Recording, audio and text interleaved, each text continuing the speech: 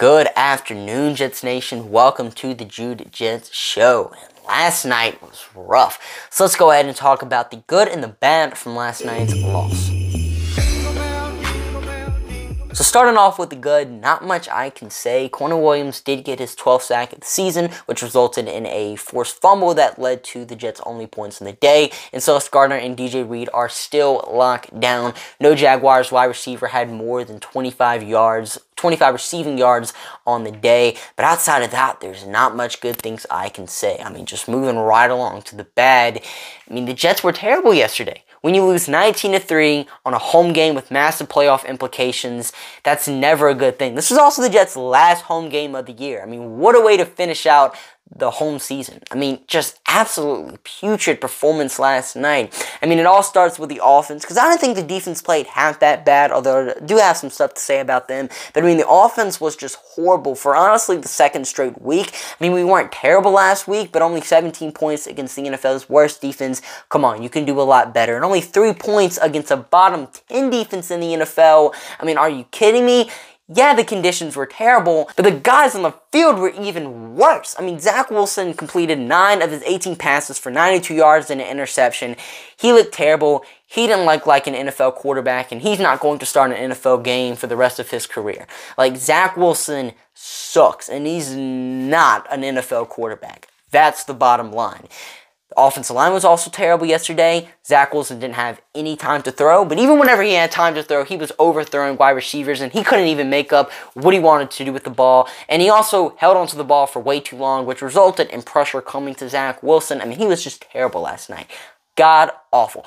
Also missing wide open receivers as well. I mean, Zach Wilson just sucked last night. The run game also couldn't get going last night. The Jets only ran the ball 11 times with our running backs, but whenever we were running it with them, it was not working. The offensive line could not pass block. We could not run block last night. I mean, the offensive line was bad. And on top of that, they had so many crucial penalties. It was insane. I mean, every single time the New York Jets had something going on offense, some type of momentum, George Fant had a false start. Dwayne Brown had a holding call, and it just moved the New York Jets back 5 to 10 yards, and it ruined all the momentum we had on offense. The play calls weren't great last night either, but I'm going to give Mike LaFleur the benefit of the doubt because what he was working with wasn't exactly amazing. But whenever the Jets offense had Chris Streveler under center, they looked a lot better. And I mean, it just proves that success can be had in this offense if you just have at least solid quarterback play, or maybe even below average QB play.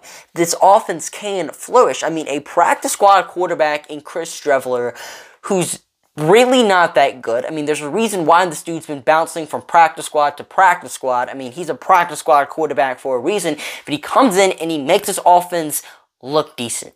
He gives this offense life. Something Zach Wilson has yet to do in his career with the New York Jets. And I mean, if Chris Streveler could have led the New York Jets in the red zone, just imagine what Mike White could have done over this entire game.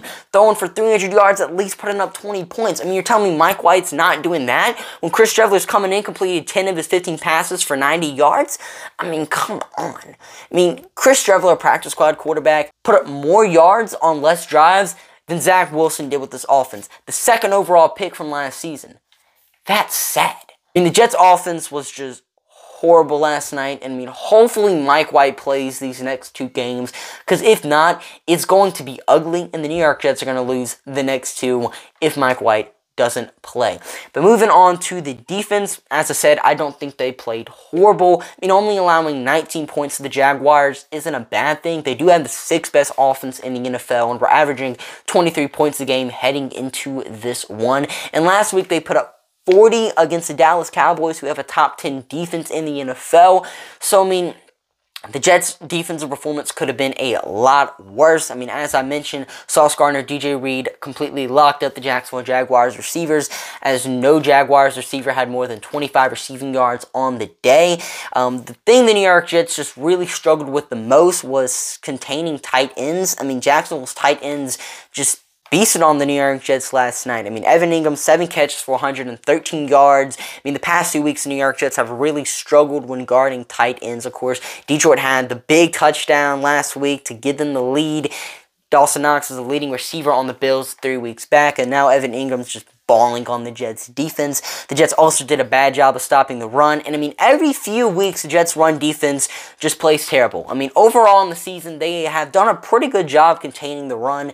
I mean, especially against the Bills and the Lions, they cannot run on us at all. And then next thing you know, Jaguars have 147 on the ground. I mean, Trevor Lawrence was a big part of that. 7 rushes for 51 yards. Travis Etienne also had 22 carries for 83, which isn't the best stat line. Only averaged 3.8 yards a carry. But still, the Jets just did a bad job stopping the run last night. But then at the same time, we got stops when it mattered the most. Jacksonville could have had a lot more than 19 points last night. So the Jets defense, I wouldn't necessarily say play terrible, and it's just all they need is a good offense. Like, this defense can hold teams to under 20 points pretty much every single game of the year. But if the offense is literally doing nothing, then, I mean, we're going to see us lose games. Because, I mean, the defense can only do so much. And, I mean, if the offense isn't giving anything back, then, of course, we're going to lose. But yeah, Zach Wilson, he's done with the New York Jets. I put my jersey, put all my Zach Wilson stuff in a corner of the closet, never going to see it again. But last night's loss just sucked. I mean, it was so terrible. But the New York Jets still have a chance to make it to the playoffs. Michael Nania tweeted out the Jets' clearest remaining path to the playoffs, and it's not that unrealistic. We would, of course, have to win the next 2 games. We would have to see Miami lose at least one of their next 2 against Green Bay or New England. The Patriots would have to lose 2 of their next 3 against the Bengals, Dolphins, and Bills. And the Raiders would have to lose at least 1 of their next 3 games, which are against the Steelers, 49ers, and Chiefs. So that's the Jets' most realistic path to get into the playoffs, which is not completely unrealistic. We still have a chance, but last night's loss did not give us any favors at all. But that's going to do it for today's video. What are you guys' thoughts on yesterday's game? Comment them down below, and I'm your host, Juliet, signing off for now. See you guys later. Peace.